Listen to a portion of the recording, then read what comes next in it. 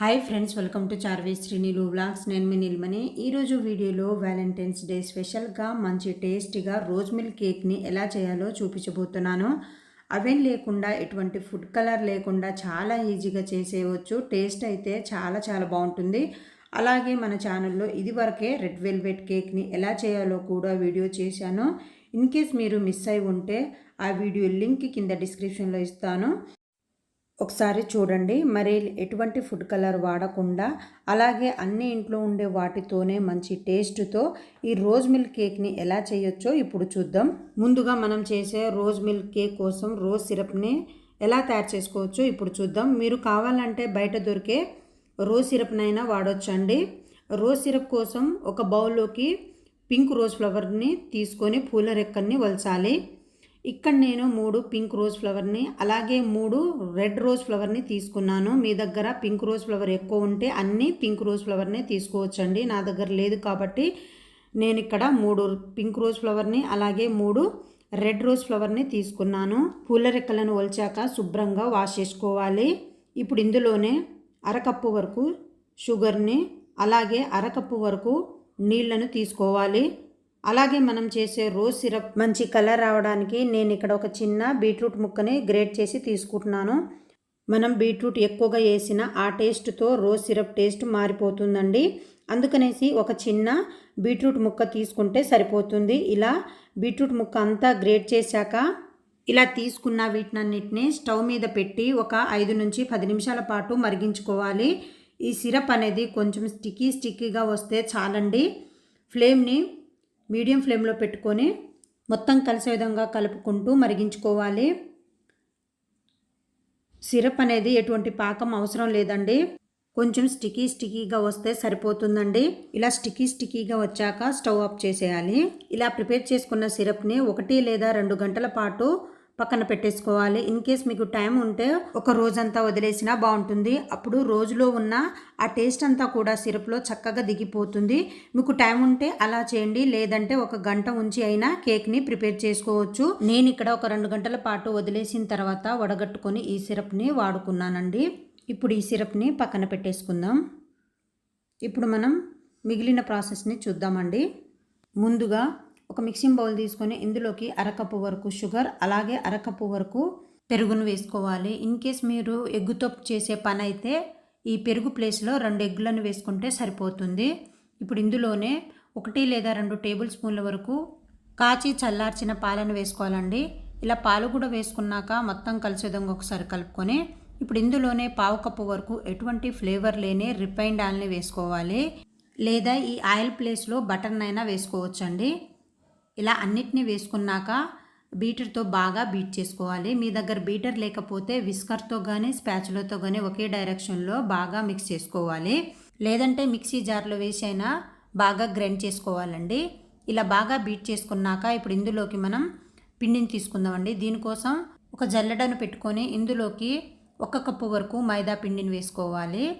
అలాగే 1 teaspoon baking powder, 1/2 teaspoon baking సోడాను వేసుకోవాలి. మీకు మైదా పిండి వద్దు అనుకుంటే ఈ ప్లేస్లో గోధుమ పిండినైనా వేసుకోవచ్చండి. ఇలా అన్నిటినీ వేసుకున్నాక ఈ పిండిని చక్కగా జల్లించుకోవాలి. ఇలా పిండినంత చక్కగా జల్లించుకున్నాక ఇప్పుడు విస్కర్ కానీ స్పాచులని కానీ లేదా బీటర్ని కానీ తీసుకొని ఇలా పిండినంతా బాగా బీట్ చేసుకోవాలండి. మీ దగ్గర స్పాచులా కానీ విస్కర్ కానీ బీటర్ కానీ ఏమీ లేకపోతే స్పూన్తో అయినా కలుపుకోవచ్చండి. ఇలా బీటర్తో బాగా బీట్ చేసుకున్నాక మీకు కావాలంటే రోజ్ ఎసెన్స్ అయినా వేసుకోవచ్చండి. నేను ఇక్కడ వేసుకోవటం లేదు. రోజ్ ఎసెన్స్ వేసుకోకపోయినా పర్వాలేదండి, ఎందుకంటే మనం ప్రిపేర్ చేసుకున్న రోజ్ సిరప్ వేసుకుంటున్నాం కాబట్టి. ఇప్పుడు ఇందులోకి 1/2 కప్పు వరకు రోజ్ సిరప్ని వేసుకొని మరోసారి బాగా బీట్ చేసుకోవాలి. ఇంకా మీకు కేకు కలర్ఫుల్గా కనిపించాలంటే కొంచెం పింక్ ఫుడ్ కలర్నైనా వేసుకోవచ్చండి. నేను ఇక్కడ వేయడం లేదు. ఇలా బాగా బీట్ చేశాక బ్యాటర్ కన్సిస్టెన్సీని చెక్ చేసుకోవాలండి. మనకు బ్యాటర్ కన్సిస్టెన్సీ అనేది రిబ్బన్ కన్సిస్టెన్సీలో ఉంటే సరిపోతుంది. ఇప్పుడు ఈ బ్యాటర్ని పక్కన పెట్టేసుకుందాం. ఇప్పుడు కేక్ ప్యాన్ని తీసుకొని కొద్దిగా ఆయిల్ని అప్లై చేసుకోవాలి. ఇలా కేక్ ప్యాన్ అంతా ఆయిల్ అప్లై చేసుకున్నాక 1 టీ స్పూన్ వరకు మైదా పిండిని వేసుకొని డస్ట్ చేసుకోవాలండి.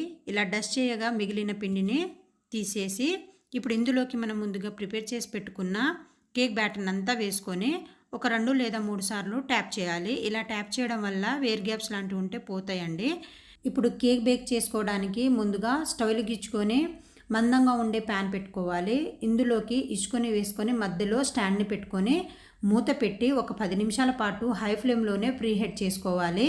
10 నిమిషాల తర్వాత మూత తీసి మనం ముందుగా ప్రిపేర్ చేసి పెట్టుకున్న కేక్ ప్యాన్ని సెంటర్లో పెట్టి మూత పెట్టి ఫ్లేమ్ని మీడియం ఫ్లేమ్లో పెట్టుకోవాలండి. అలాగే మూతకి ఏమైనా హోల్స్ ఉంటే దాన్ని కూడా కవర్ చేసి బేక్ చేసుకోవాలి. 25 నుంచి 30 నిమిషాల వరకు పడుతుందండి. నేను ఇక్కడ 30 నిమిషాల తర్వాత మూత తీసి చూపిస్తున్నానండి. ఇలా ఒక టూత్ పిన్ని కానీ లేదా నైఫ్ని కానీ గుచ్చి చూసామంటే తడి ఏమీ రాకపోతే కేక్ బాగా బేక్ అయినట్టు. నాకు ఇక్కడ తడి ఏమీ రాలేదండి, క్లీన్గానే వచ్చింది. ఇప్పుడు స్టవ్ ఆఫ్ చేసేసి వెంటనే ఈ కేక్ ప్యాన్ని బయటికి తీసి పూర్తిగా చల్లారనివ్వాలి. ఈ కేక్ పూర్తిగా చల్లారేలోపు మనం మిగిలిన ప్రాసెస్ చూద్దామండి. ఇప్పుడు రోజ్ మిల్క్ని ప్రిపేర్ చేసుకుందామండి. రోజ్ మిల్క్ కోసం ఇక్కడ నేను పాలను బాగా వేడి చేసి 1 గంట పాటు ఫ్రిడ్జ్లో పెట్టి తీసుకున్నాను. ఇప్పుడు ఈ పాలను మీగడతో సహా 1 కప్పు వరకు తీసుకుందాం. ఇన్ కేస్ మీరు మీగడ పాలు వాడకపోతే పాలలో 1/2 కప్పు వరకు ఫ్రెష్ క్రీమ్ లేదా కండెన్స్డ్ మిల్క్ని తీసుకున్నా సరిపోతుందండి. మీగడంతా పాలలో బాగా మిక్స్ అయ్యేలా ఒకసారి బాగా కలపాలి.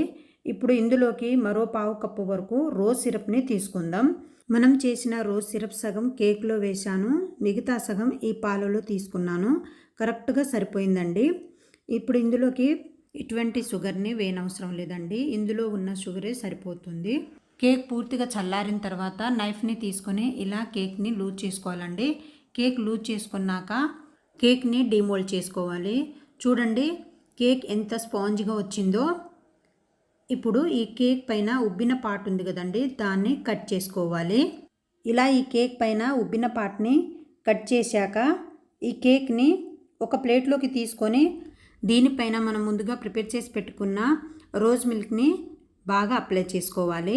ఇలా రోజ్ మిల్క్ని బాగా అప్లై చేసుకున్నాక ఇప్పుడు దీనిపైన విప్పింగ్ క్రీమ్ని అప్లై చేసుకోవాలండి. నేను ఇక్కడ బయట కొన్న విప్పింగ్ క్రీమ్ని అప్లై చేసుకుంటున్నాను. హోమ్మేడ్ విప్పింగ్ క్రీమ్ని ఎలా ప్రిపేర్ చేసుకోవాలో వీడియో చేసి ఛానల్లో అప్లోడ్ చేశాను ఫ్రెండ్స్. మీకు కావాలంటే ఆ వీడియో లింక్ డిస్క్రిప్షన్లో ఇస్తాను ఫ్రెండ్స్, ఒకసారి చెక్ చేయండి. ఇలా విప్పింగ్ క్రీమ్ అంతా అప్లై చేసుకున్నాక దీనిపైన కొంచెం డ్రై ఫ్రూట్స్ అలాగే రోజ్ పెటల్స్తో డెకరేట్ చేసుకుంటున్నానండి. ఈ డెకరేషన్ అనేది మీ ఇష్టం అండి, మీకు నచ్చిన విధంగా డెకరేట్ చేసుకోవచ్చు. ఇలా డెకరేట్ చేసుకున్నాక ఈ కేక్ని 1 గంట లేదా 1 డే పాటు ఫ్రిడ్జ్లో పెట్టైనా సర్వ్ చేసుకోవచ్చండి. నేను ఇక్కడ వెంటనే కట్ చేసి చూపిస్తున్నాను.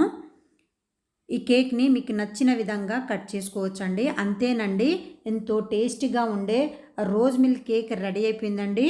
మీరు కూడా మీకు నచ్చిన వారి కోసం ఎంతో టేస్టీగా ఉండే ఈ రోజ్ మిల్క్ కేక్ని ఒకసారి చేసి పెట్టండి, చాలా ఇష్టంగా తింటారు. టేస్ట్ కూడా చాలా చాలా బాగుంటుందండి. ఇలా కట్ చేసుకున్నాక ఇప్పుడు ఒక ప్లేట్లోకి తీసుకొని ఈ కేక్ని మనం రోజ్ మిల్క్తో తీసుకుంటే చాలా టేస్టీగా చాలా చాలా బాగుంటుందండి. అంతేనండి, ఎంతో టేస్టీగా ఉండే రోజ్ మిల్క్ కేక్ రెడీ అయిపోయిందండి. మీరు కూడా ఒకసారి ట్రై చేసి చూడండి ఫ్రెండ్స్. మీకు ఎలా వచ్చిందో కమెంట్లో షేర్ చేయడం మాత్రం మర్చిపోకండి ఫ్రెండ్స్. మీకు నా వీడియో కనుక నచ్చినట్లయితే లైక్ చేయండి, షేర్ చేయండి, కమెంట్ చేయండి, సబ్స్క్రైబ్ చేయడం మాత్రం మర్చిపోకండి ఫ్రెండ్స్. బెల్ ఐకాన్ మీద క్లిక్ చేయండి. Thank you for watching. Support me friends. Thank you.